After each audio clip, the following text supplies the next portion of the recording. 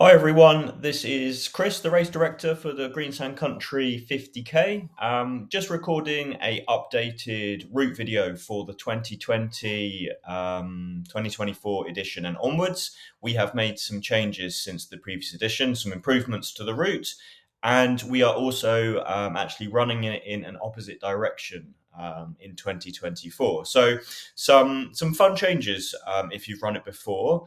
And if you're new to the race, we've really kind of gone through the whole route with a fine tooth comb and worked out where we can improve it, remove a few sections that weren't brilliant before, and made them slightly better. So the race before was fantastic, but I think it's going to be even better going forward. So if you want to kind of see the route in a bit more detail, then hang around, watch this video.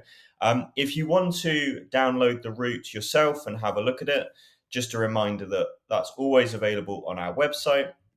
If you scroll down to the event download section, you'll see we've got a GPX, an OS Maps, Garmin, Google Maps.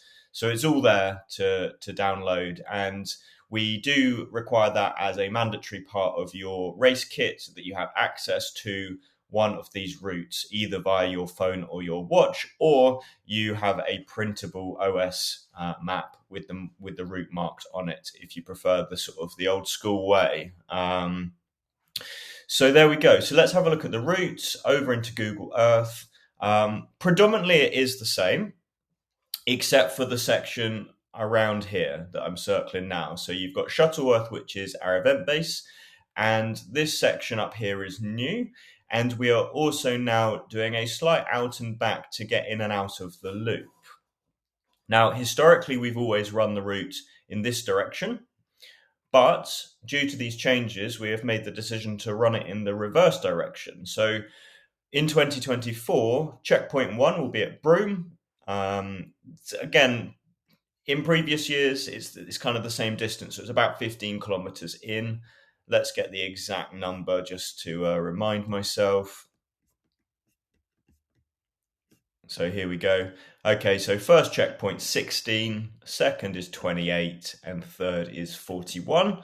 Now, we have had very warm years in the past, and we have made arrangements to put some sort of satellite aid stations in just for water top-ups if we're going to get a really warm day. If we get a standard day, we won't need it, but if it's a really warm day, we got up to 30 degrees last year, then we will start adding some extra water points. The race is a few weeks earlier than last year as well, so I think it's unlikely we'll get such a warm day, but this race does seem to attract the warm weather, so we will see.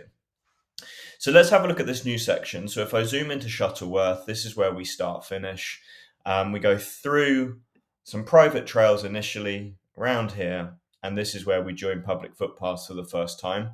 And that section takes you all the way up to this junction here, and this is where you join the Greensand Ridge Walk Trail. So that you'll do both in and back.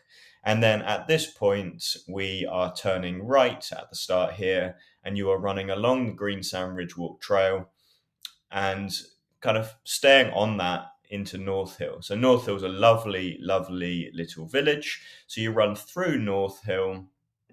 You see some lovely houses. You go through here, and then you're kind of coming almost back on yourself into Shuttleworth lands, through Ickwell, and then making your way out towards Broome. So it's a very, very runnable first 15, 16 kilometers, predominantly flat except for some sections, little bit of elevation just as you're coming into North Hill, little bit of elevation as you're coming out of Shuttleworth. But other than that, some very, very runnable sections, particularly from North Hill to Broome is, pretty good running. So as we go into Broome, we come out, and this is where we're on the same route now as we've always used, but we're doing it in reverse. So you're going up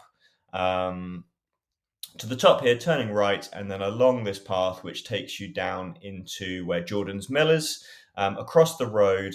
And then this is also a slight tweak now. So previously, we've gone through this area here, which is where the quarry is. But before the quarry expanded, there were some much nicer footpaths. And as the quarry's changed over the last few years, the footpath's been changed to just really perimeters of these fields. So we way prefer this new footpath that the council's put in very recently, which goes along the canal here, along the river even, and then joins up into the Clifton Berry Farm area, so this area again is the same as before, but some of this stuff here, from Jordan's Mill to here, is different. As I say, we previously went through that quarry. Again, this is flat, good running.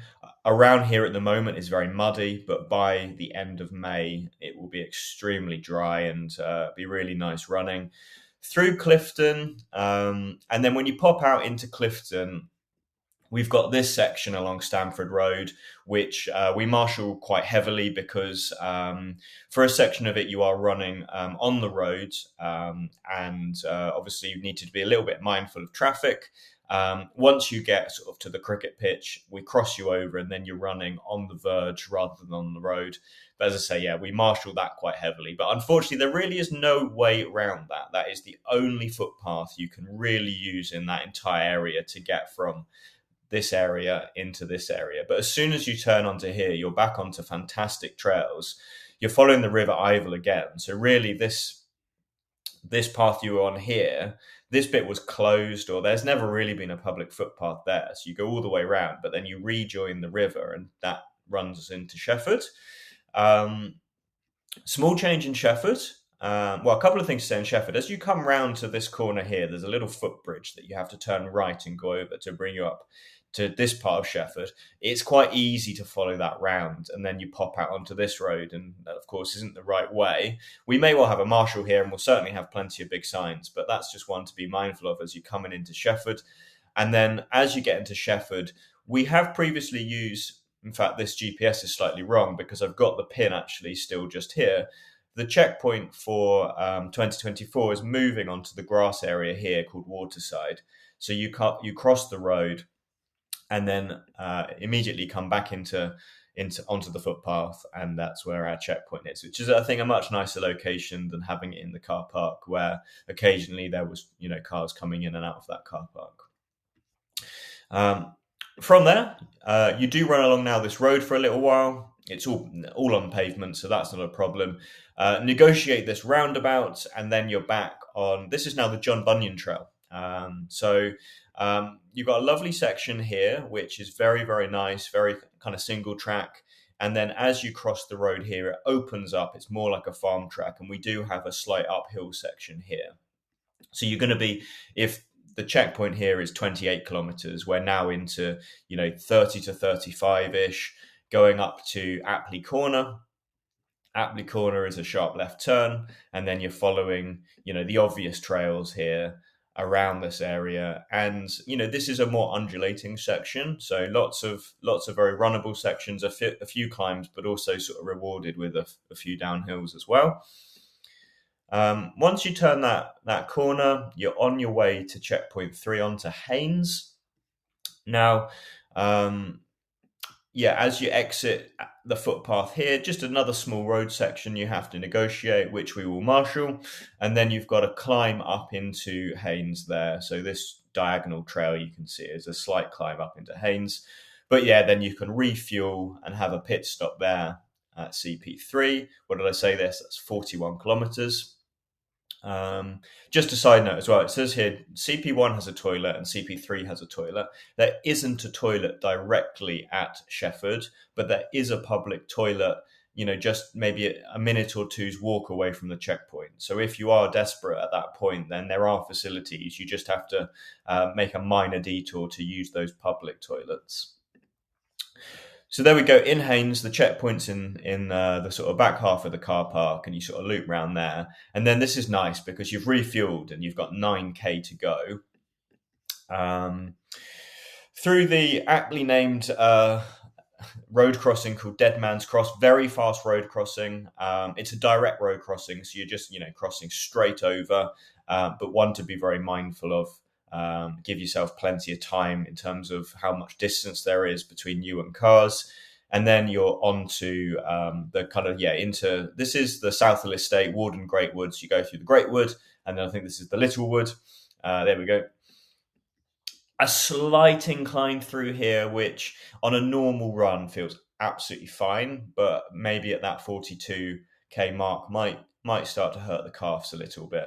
Once you cross this road, it's flat, and then you've kind of got a nice down as you come back into Shuttleworth. So if you remember, you hit this point, and this is the closing of that loop we started earlier, and then you're doing that same section into Shuttleworth that you did before. So this is quite a nice, gentle kind of losing elevation into Old Warden. And then you run in, and from this point so you turn that corner and there's just this beautiful view of Shuttleworth in front, and it's a nice slight downhill, and you can sort of just cruise through the trees just knowing that you've finished the race and you've just run 50 kilometers, which of course is a very nice feeling. So that is the 2024 and onwards Greensand Country 50k. We really hope you like it. We really hope you like the changes. We're really chuffed with it and can't wait to see you there, either 26th of May 2024 or in a future year. Nice one, guys. We'll see you soon.